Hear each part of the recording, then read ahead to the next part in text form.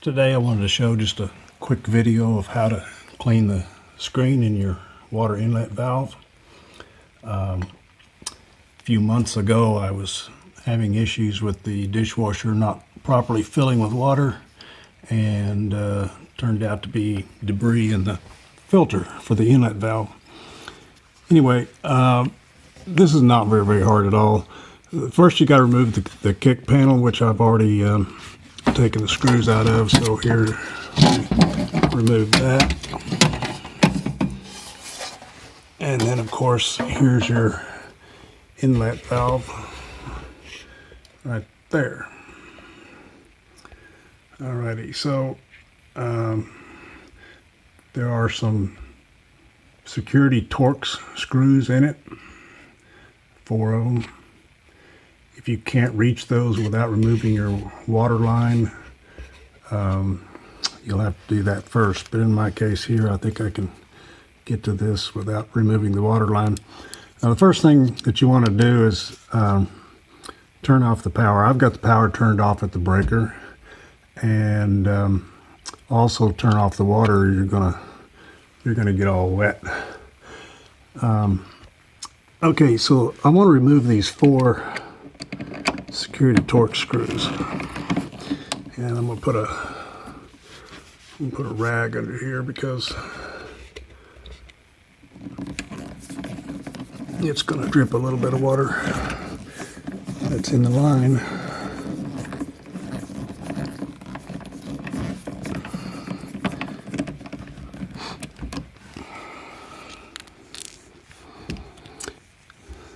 This is a T15 security Torx.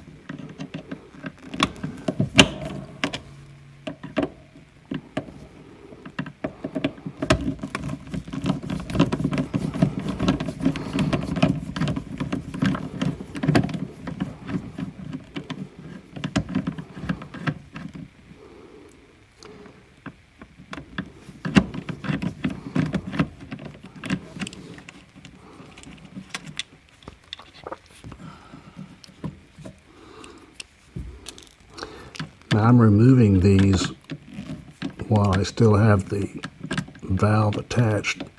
It just gives me a little bit greater leverage.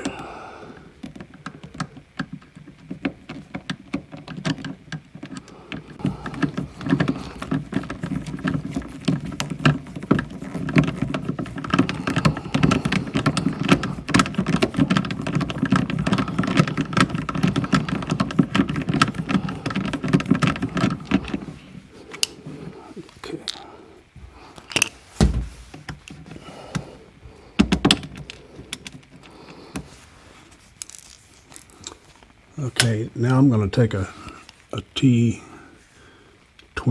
security Torx. The security just means it has the hole in the middle of it.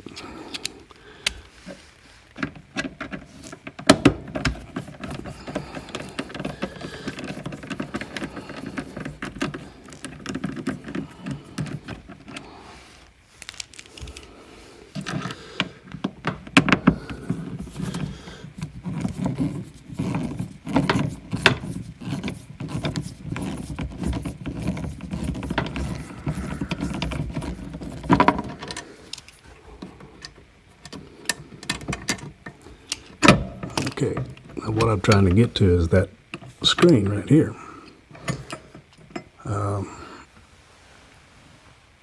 And as you can probably see, it's still clean.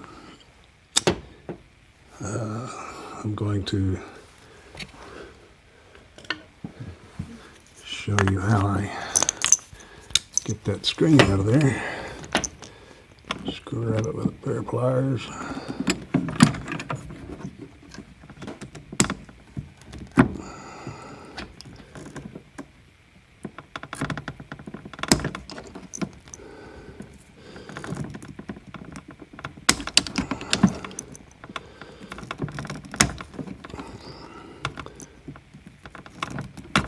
And pull it out.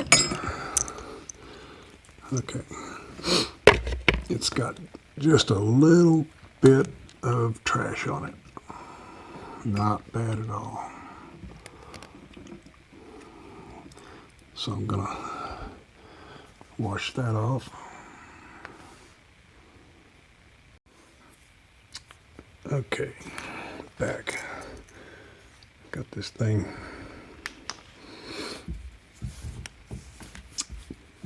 cleaned up.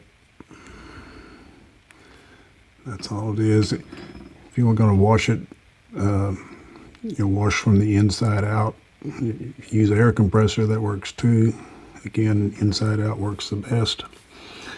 Now, if I was replacing the valve,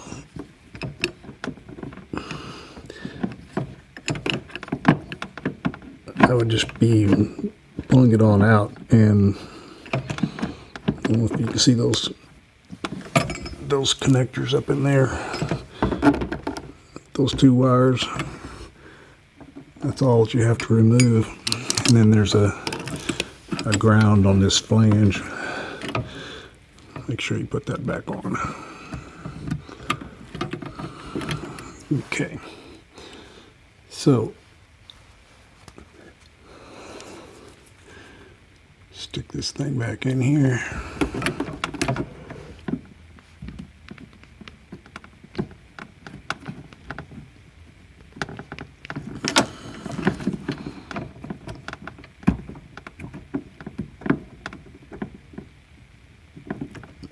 There we go. Okay, now one more thing you want to do here before you reattach this. It's kind of the reverse.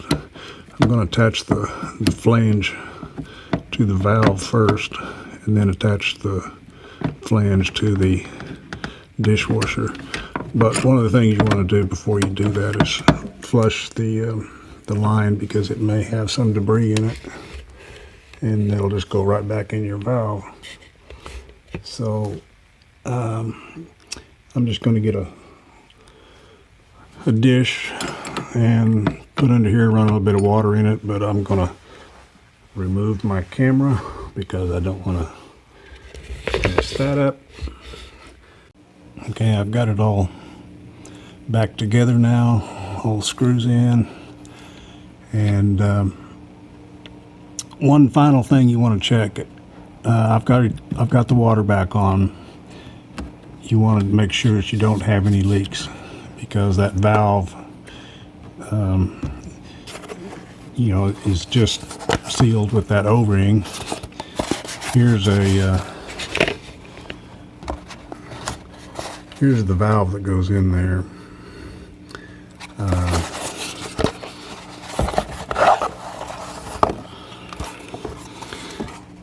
And this, of course, is where the O-ring is located, next to the mounting bracket. And this is not metal you're screwing into, so you want to make sure you don't cross thread the screws when you put them in. Back out the screw a little bit till you feel it drop into the existing threads, and then tighten up the screws. But I've taken this thing apart, put it back together several times, never had a leak. But if you do replace the valve, of course, here's your two terminals for the wiring. that operates the solenoid, and then the ground wire goes here, and then the hose that goes into the dishwasher to fill it is attached here. But that's all there is to it. All right, hope it works for you.